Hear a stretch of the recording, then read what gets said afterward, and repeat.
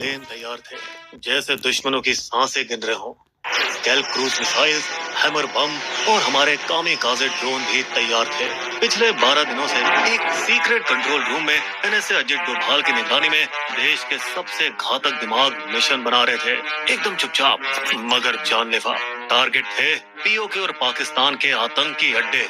एक एक इंच की खबर सटीक तरीके से रखी गई थी। 2 हफ्ते पहले उन हरामी आतंकवादियों ने कहा था, तो जाके मोदी को बता। लेकिन अब प्रधानमंत्री का जवाब साफ था, देश की बेटियों के संदूर की कीमत तुम्हें चुकानी होगी पाकिस्तान। एक मिशन उन भारतीय महिलाओं के बदले और न्याय के लिए जिनके पहलगाम आतंकवादी हमले में सुबह गुजर गए। ऑपरेशन सिंदूर, वायुसेना, नौसेना और थल सेना का ऐसा जोड़ जो दुश्मन को उसके सपने में भी दिखे और उसकी नींद उड़ा दे। मई सा रात 1 बजे से 1:30 बजे के बीच हमारे लड़ाकू विमान और ड्रोन ने 24 हमले किए और आतंकवादी संगठनों एलईटी, जैश और हिजबुल मुजाहिदीन के 9 ठिकानों को तबाह कर डाला। 4 पाकिस्तान में और 5 पीओके में। 70 ढेर, 60 घायल, धुआं कर दिए सारे ख्वाब इनके। इनमें सबसे बड़ा हमला था बहावलपुर में मरकज सुभान अल्लाह कैंप, जो जैश ए मोहम्मद का मुख्यालय भी था। वही संगठन जिसने 2019 पुलवामा हमले को अंजाम दिया था। इसके साथ ही अब्दुल रऊफ अजहर, मसूद अजहर का भाई, जिसने IC 814 हाईजैकिंग प्लान किया था, भारत के मोस्ट वांटेड आतंकवादियों में से एक, वो भी इसमें जहन्नुम चला गया। साथ ही मसूद अजहर के घर में उसके परिवार के 10 सदस्य और 4 करीबी सहयोगी भी ऊपर निकल लिए।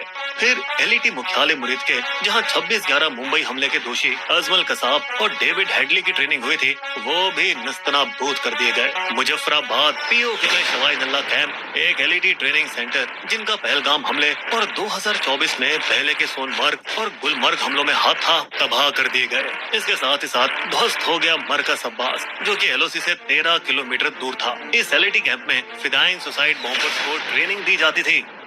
अगली सुबह 7 मई 10 बजे ऑपरेशन सिंदूर नाम को आगे बढ़ाते हुए 2 महिला अधिकारियों, IAF wing commander Vyomika Singh और सेना की कर्नल सोफिया कुरैशी ने मीडिया को जानकारी दी। हिंदू मुस्लिम एकता की मिसाल देते हुए हमारी कर्नल सोफिया अकेली शेरनी थी, जिन्होंने फोर्स 18 में भारत की कमांड संभाल रखी थी, जहां बाकी देशों की फौज मर्द चला रहे थे। वही नवंबर 2020 में विंग कमांडर व्योमिका सिंह ने अरुणाचल में जानलेवा रेस्क्यू मिशन को लीड किया, जहां मौसम बेरहम था और ऊंचाइयों से भरा था। फिर भी सब झेलते हुए उन्होंने वहां काम किया।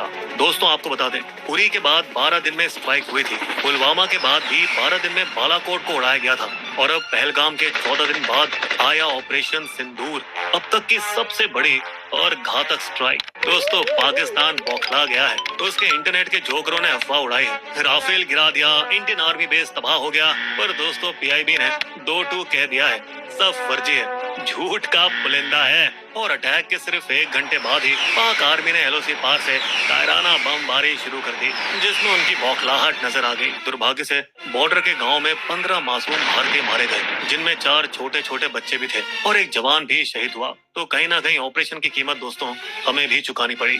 यहाँ सबसे बड़ी बात यह थी कि आईएएफ ने पूरा ऑपरेशन पाकिस्तानी एयर स्पेस में घुसे बिना कर दिया, क्योंकि स्कैल्प मिसाइल की रेंज